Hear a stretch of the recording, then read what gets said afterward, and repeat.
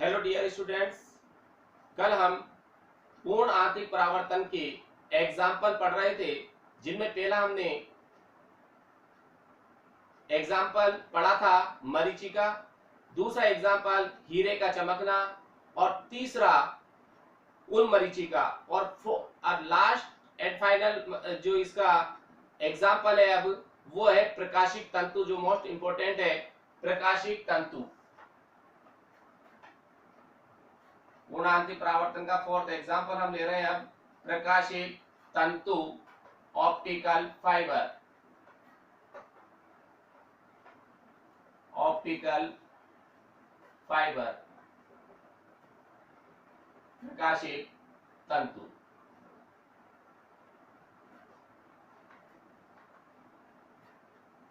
Important है। देखो प्रकाशिक तंतु क्या काम आता है। जो प्रकाशिक तंतु का जो उपयोग होता है, प्रकाशिक तंतु का उपयोग दृश्य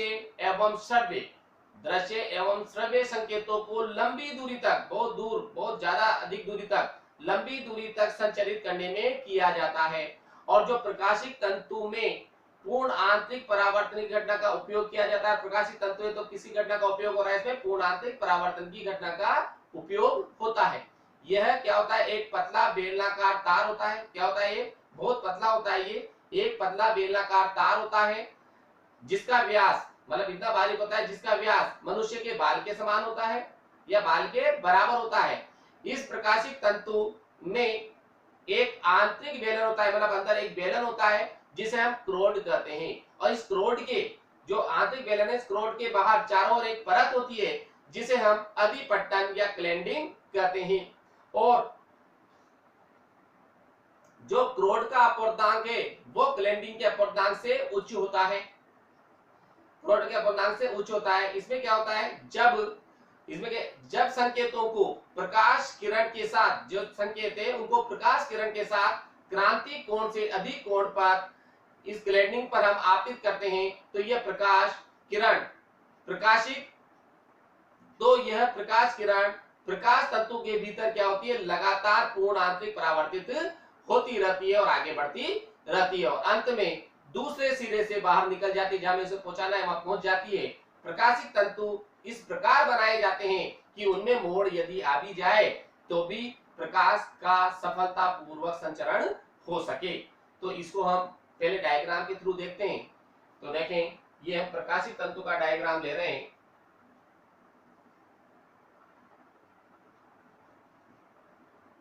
ये कैसा भी मोड़ वगैरह आ जाए, इसमें कोई दिक्कत नहीं होती।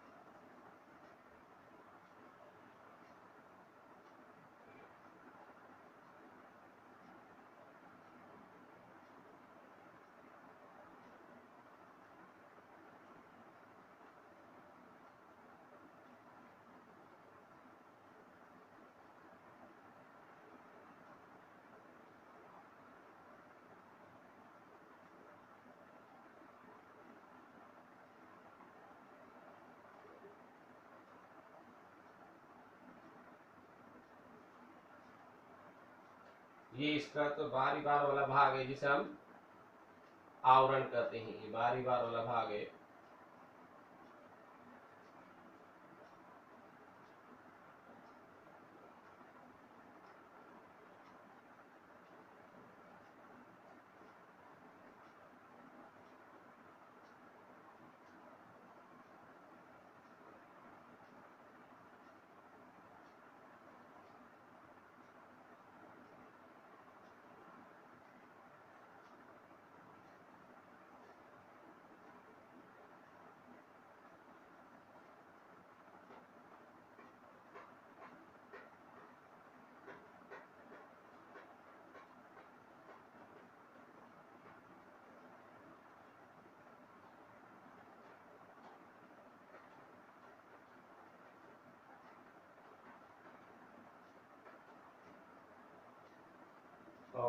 इसके अंदर एक आंतरिक व्यास होता है, आंतरिक बेलन।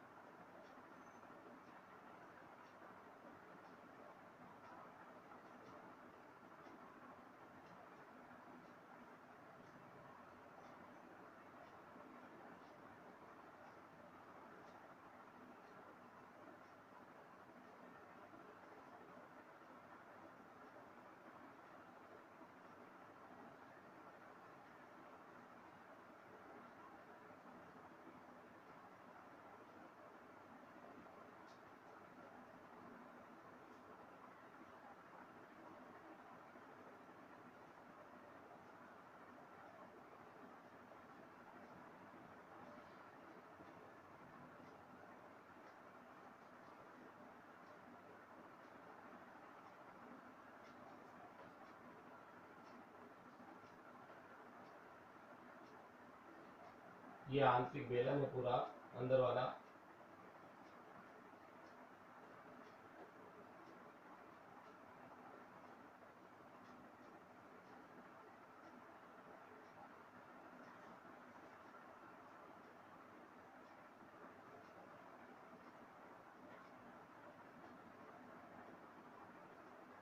ये आंतरिक बेलन है। तो ये आंतरिक जो बेलन है ये कहलाता है क्रोड। ये जो बेलन है ये क्या है? क्रोड। और इसके बाद जो ये हिस्सा है ये कहलाता है अधिपट्टन, जिसके चारों तरफ जो परत होती है अधिपट्टन, मतलब जिसे हम क्लैंडिंग कहते हैं। देखो इस पर हम प्रकाश साथ इन संकेतों को इस प्रकार से आपित करते हैं, इनका क्रांति कोण से अधिक हो तो ये यहाँ से इसका पूर्णांति परावर्तन होगा, ये पूर्णांति परावर्तन, फिर यहाँ से भी इसका पूर्णांति परावर्तन। इस प्रकार से इसके अंदर इसका पूर्णांति परावर्तन होता रहेगा। ये पूर्णांतरिक परावर्तन हो रहा है और ये किरण जब पहुंचानी दूसरे सिरे से बाहर निकल जाती है।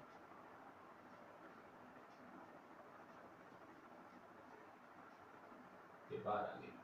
तो ये हो गया हमारे पास जो है हिस्सा, ये कहलाता है क्रोड, जिसको हम क्या कहते हैं? क्रोड कहते हैं। क्या कहते हैं इसको? क्रोड। ये वाला जो बेलन है, ये जो बेलन बना हुआ है आंतरिक बेलन, ये आंतरिक बेलन है जिसको हम बोलते हैं क्रोड। क्या कहते हैं इसको? हम आंतरिक बेलन को क्रोड। ये जो है ये क्रोड।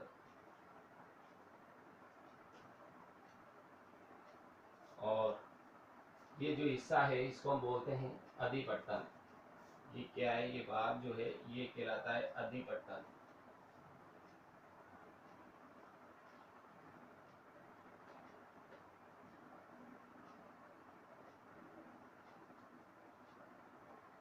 हिस्सा जो है हमारे पास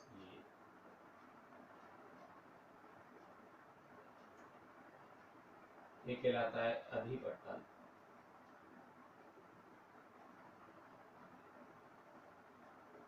जिसे हम बोलते हैं क्लैंडिंग।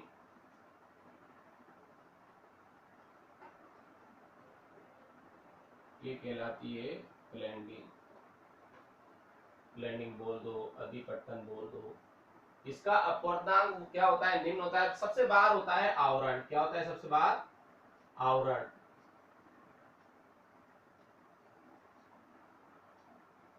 प्लास्टिक वगैरह का। और ये क्रोड जो है इसका अपवर्तनांक जो है उच्च अपवर्तनांक। इसका जो अपवर्तनांक होता है वो क्या होता है? क्रोड का उच्च होता है। और इसका जो ये होता है निम्न अपवर्तनांक। निम्न अपवर्तनांक।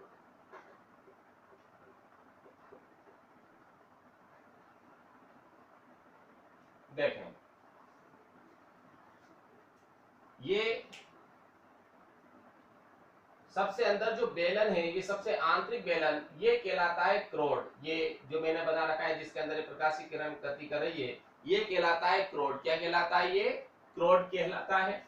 और इसके बाद, इस क्रोड के बाद एक कांच का आवरण होता है, इसके चारों ओर बाहर की ओर एक आवरण होता है, मतलब आवरण के मतलब इसके चारों ओर एक परत चढ़ी होती है, उस परत को हम बोलते हैं अधिपट्टन क्लैंडिंग।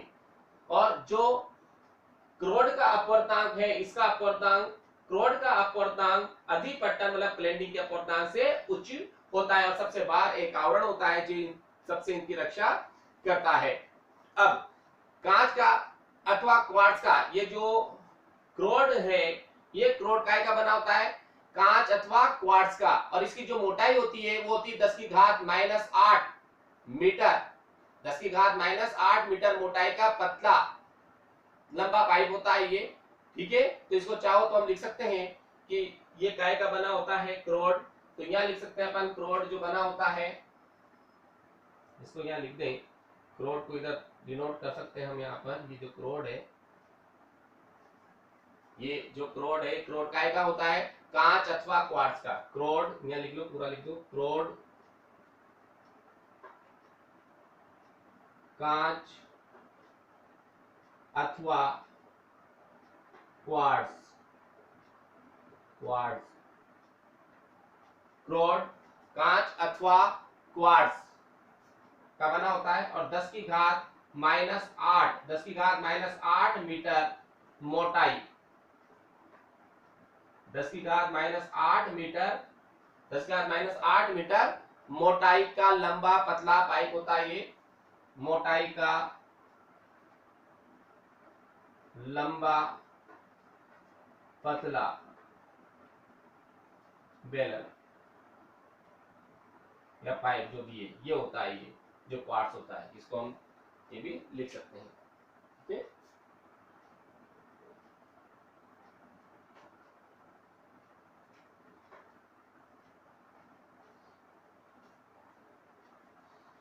तो ये तो हो गया इसका डायग्राम। अब हम बात करते हैं इसकी वापिस प्रकाशिक तंतु की रचना वगैरह। तो प्रकाशिक तंतु का उपयोग किसमें करते हैं, लिख लो पहले। तो प्रकाशिक तंतु का उपयोग दृश्य एवं श्रव्य संकेतों को लंबी दूरी तक संचारित करने में किया जाता है। तो ये हो गया हमारे पास, लिख लें हम इसको, प्रकाशिक तंतु का उपयोग,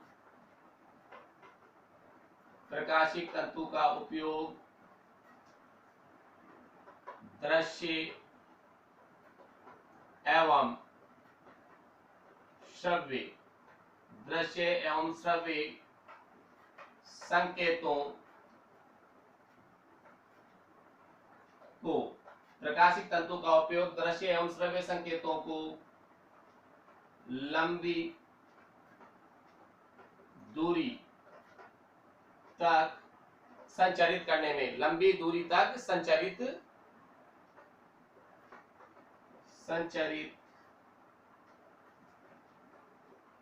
करने में किया जाता है, करने के लिए लंबी दूरी तक संचारित करने के लिए किया जाता है।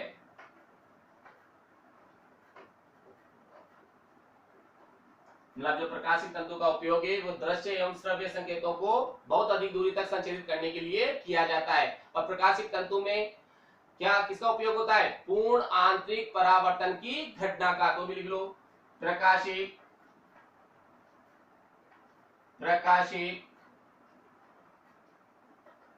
तंतु में पूर्ण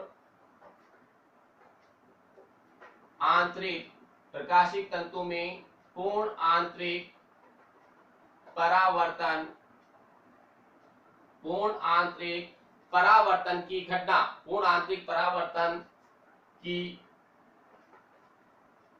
घटना का उपयोग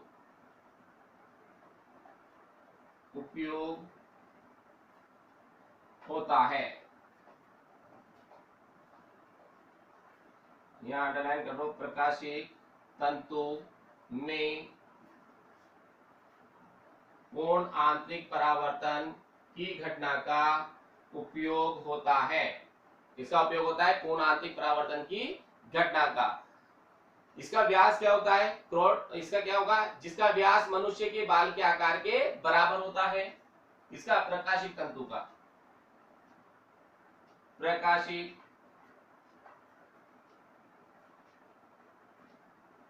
तंतु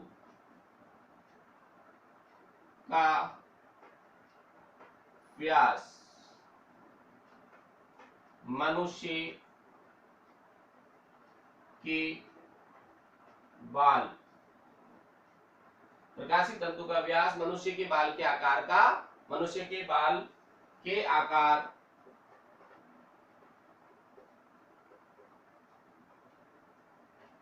के बराबर, मनुष्य के बाल के आकार के बराबर या आकार का होता है, मनुष्य के बाल के आकार के बराबर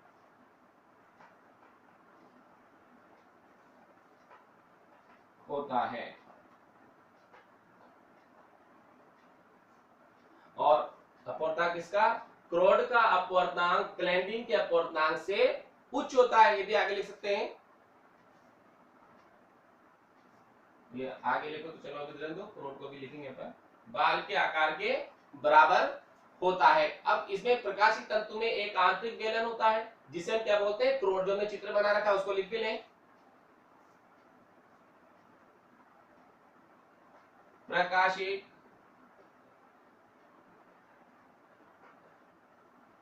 तंतु में एक आंतरिक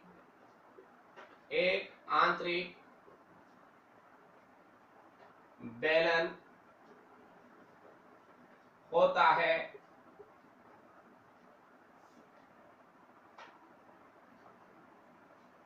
जिसे क्रोड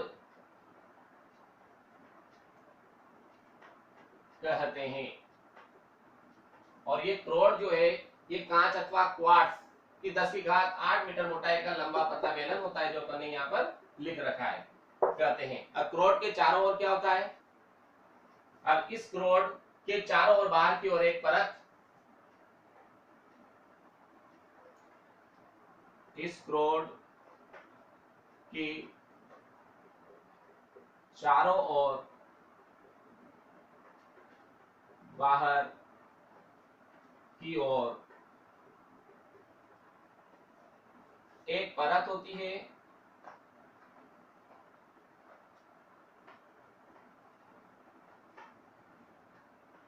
जिसे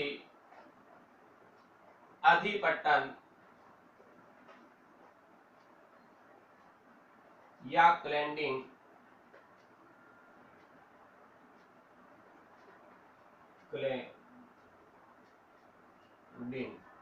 अधिपट्टन या क्लैंडिंग कहते हैं, अधिपट्टन या क्लैंडिंग कहते हैं। और जो क्रोड का अपवर्तनांक है वो क्लैंडिंग के अपवर्तनांक से क्या होता है, उच्च होता है, या क्लैंडिंग का अपवर्तनांक क्रोड के अपवर्तनांक से निम्न होता है। क्लैंडिंग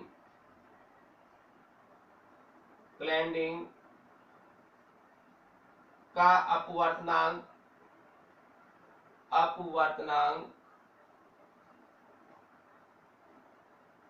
क्रोड के अपवर्तनांक से निम्न, क्रोड के अपवर्तनांक से निम्न होता है।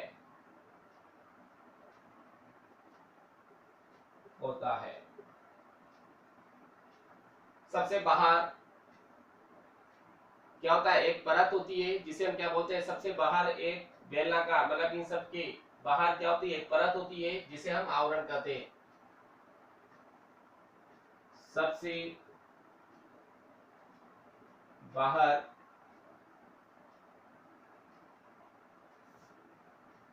वाली परत को आवरण कहते हैं।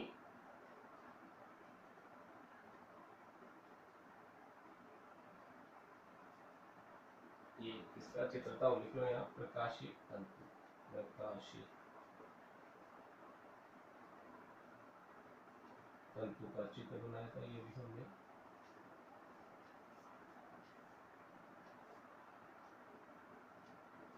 आवरण करते हैं। मतलब ये हो गया क्रोड, क्रोड के बाद जो परत है चारों ओर वो हो गई क्लैंडिंग, और सबसे बाहर क्या हो गया आवरण।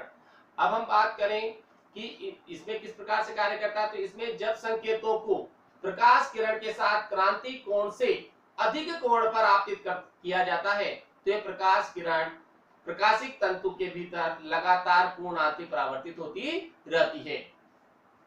इसमें क्या होगा, इसमें जब संकेतों को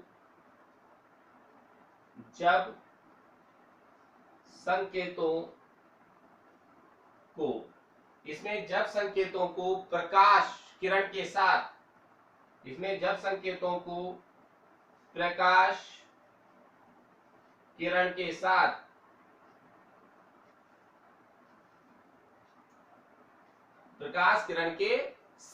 क्रांतिक कोण से अधिक कोण पर क्रांतिक कोण से अधिक कोण पर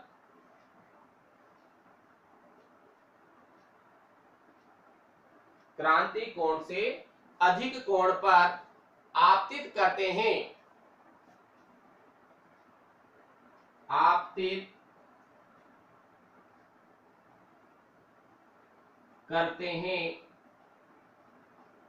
तो क्या होगा, आपतित करते हैं तो यह प्रकाश किरण आपतित करते हैं तो यह प्रकाश क्या होगा, यह प्रकाश किरण क्या होगी, तो यह प्रकाश किरण प्रकाश तंतु के भीतर क्या होती है, लगातार पूर्णांतिक परावर्तित होती रहती है करते हैं। तो यह प्रकाश किरण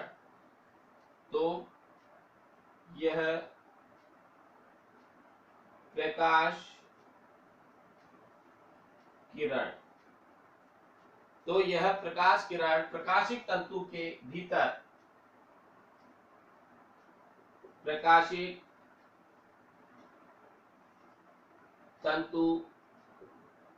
के भीतर लगातार पूर्णांतिक परावर्तित होती रहती है। भीतर लगातार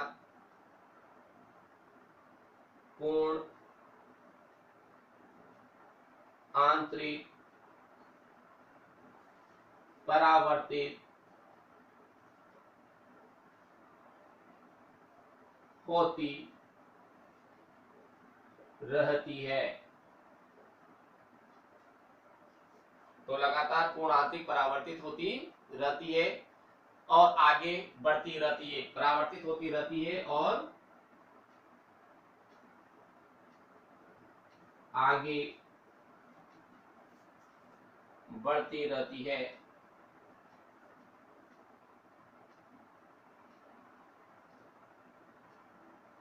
ये यहाँ पर पूर्णांतिक परावर्तित हुई, फिर आगे परावर्तित हुई और इस प्रकार से पूर्णांतिक परावर्तित होती रहती है और आगे बढ़ती रहती है और अंत में दूसरे सिरे से बाहर निकल जाती है और अंत में दूसरे सिरे से बाहर निकल जाती है। और अंत में क्या होगा, यह पूर्णांतिक परावर्तित होती रहेगी अंदर और आगे बढ़ती रहेगी और अंत में क्या होगा, दूसरे सिरे से बाहर निकल जाएगी। प्रकाशिक तंतु इस प्रकार बनाए जाते हैं कि इसमें मोड़ भी अगर आ जाए तब भी प्रकाश का सफलतापूर्वक संचरण हो जाता है। आगे लिख लिया, प्रकाशिक तंतु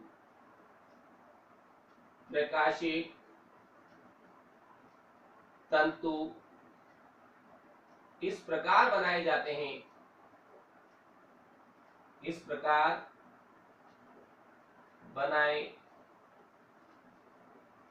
जाते हैं, प्रकाशिक तंतु इस प्रकार बनाए जाते हैं कि उनमें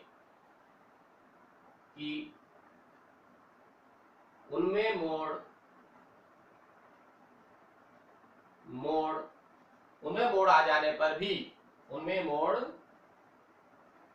आ जाने पर भी प्रकाश का क्या हो, प्रकाश को सफलतापूर्वक प्रकाश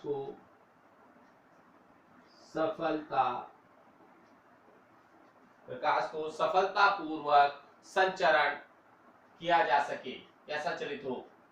मोड़ आ जाने पर भी प्रकाश सफलतापूर्वक संचरित हो जाता है। प्रकाश डायरेक्ट कर दो, प्रकाश सफलतापूर्वक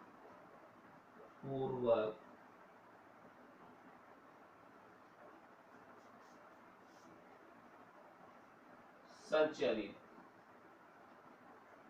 हो जाता है।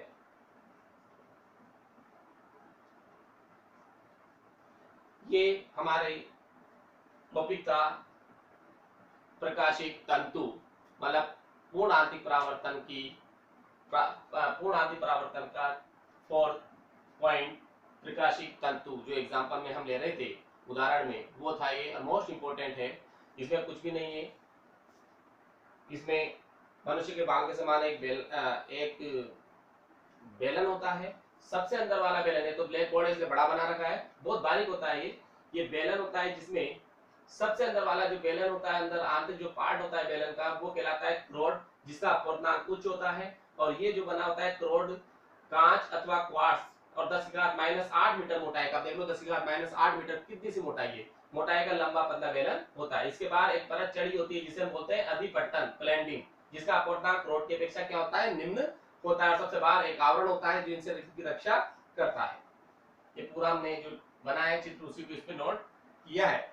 अब हम उपयोग पढ़ रहे हैं, प्रकाशिक तंतु के उपयोग कि ये इसमें, सॉरी, प्रकाशिक तंतु क्या है, वहां इसको ले लो, तो देखो उपयोग ये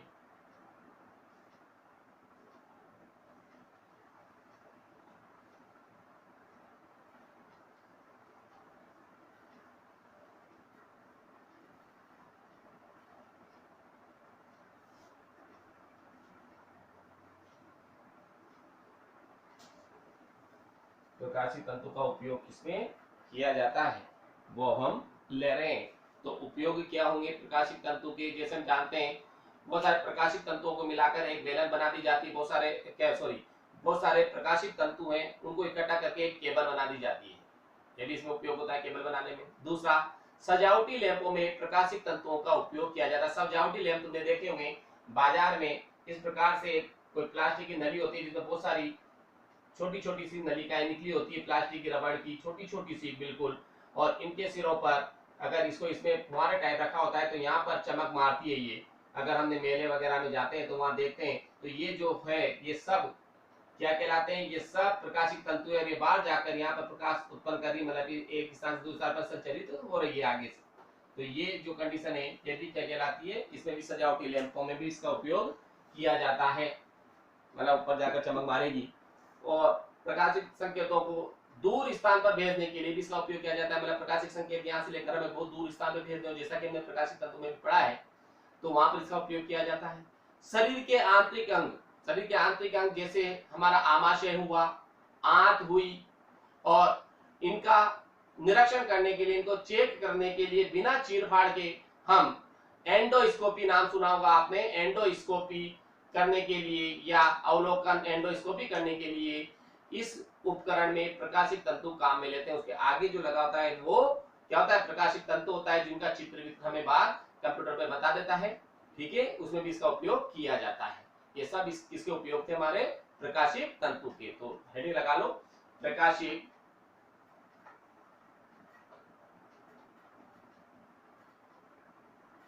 तंतु के उपयोग, प्रकाशिक तंतु के उपयोग, मतलब क्या होता है, प्रकाशिक तंतुओं का उपयोग किसमें किया जाता है, किसमें हम प्रकाशिक तंतुओं का उपयोग करेंगे। तो पहला, बहुत